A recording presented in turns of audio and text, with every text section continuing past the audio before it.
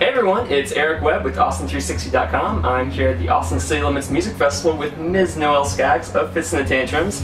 So your voice is a powerhouse and just sultry and like a lion roaring, right? And so, you know, when you have those kind of soul Motown influences, it's easy to see like where that comes from. But when you're working with kind of more electronic pop dynamics, where do you kind of ground yourself when you're giving your vocal performances for that? It's interesting because, I mean, I personally listen to so many different styles of music. I think it's just kind of a combination of things that I've grown up with. You know, a lot of the singers that I grew up with were artists like Tina Marie, Aretha Franklin, the Pointer Sisters. Like, I grew up listening to singers, you know, and a group kind of environment as well. So it was really easy for me to kind of fall into a pocket of doing harmonizations, listening to people like Tammy Terrell and Marvin Gaye growing up. But then I also had this kind of rock side. I was listening to Tool, listening to Metallica, listening to all these different styles of music.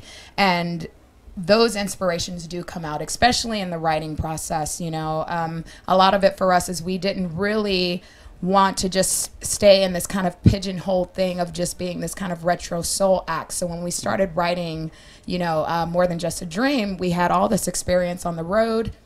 We had basically been touring for nearly 4 years together before we started going to write this new record. And we were so influenced by the crowds, you know, so that's where you get these kind of anthemic hooks that we were going for, that was really directed towards our live performance aspect and hearing people singing along with it. So we had those elements. And of course, like with Picking Up the Pieces, that Motown sax thing came out, you know, because of the organ. You know, that was a big part of the sound of that record, and then the horn arrangements and stuff. So when we were walking into this, you know, we went into more pulling into that kind of like 80s realm, you know, the synthesizer kind of being the kind of lead role in that, and, you know, still having that kind of like hip hop vibe with the drumming techniques. And, you know, it's always going to have this kind of soulful vibe because of the way Fitz and I sing. We're just kind of, where I call us more wailers than we are just kind of like soft-spoken, you know, singing kind of thing. We got to put it out there,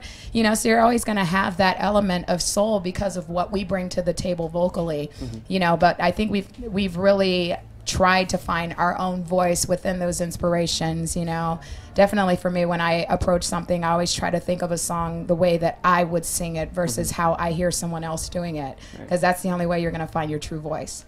Are there any artists right now that you're listening to, they're kind of maybe giving you something to bounce off of and kind of figure out how to do some new things for yourself, some kind of current influences? Yeah, I mean, I was totally into this new Beyonce record. Sia's record is incredible. A Thousand Forms of Fear is probably one of my favorite records right now that I'm listening to. Yeah, I mean, that entire record, just her lyricism. She's such an amazing lyricist in the way that she approaches songs and stuff. And, you know, Adele is still one of, you know, my throwbacks I go back to and listen to her whole record. You know, I love artists like that. And I love the fact right now that so many females are shining in the scope of the music industry, more so than we ever have in I would say in the last like 6 years. Us coming to the forefront and being these powerful women that are such amazing role models for little girls, you know, coming up in this industry that want to do what we're doing, and seeing that we're, you know, you can be sexy and still have respect for your body, you know, and what you're throwing out there. And I love that. I love that the women are killing it the way that we are. Well, absolutely. And so speaking of Beyonce, you know, she's been very forthcoming about her kind of feminist themes that she's, you know, putting into her music right now. Is that something that you sort of seek to do? I love it. I mean, you know, it's something about using your voice in a way that inspires people to think differently. You know, over the course of, you know, I would say when I was coming up in the industry, it was about putting your sexuality out there before putting out your brain.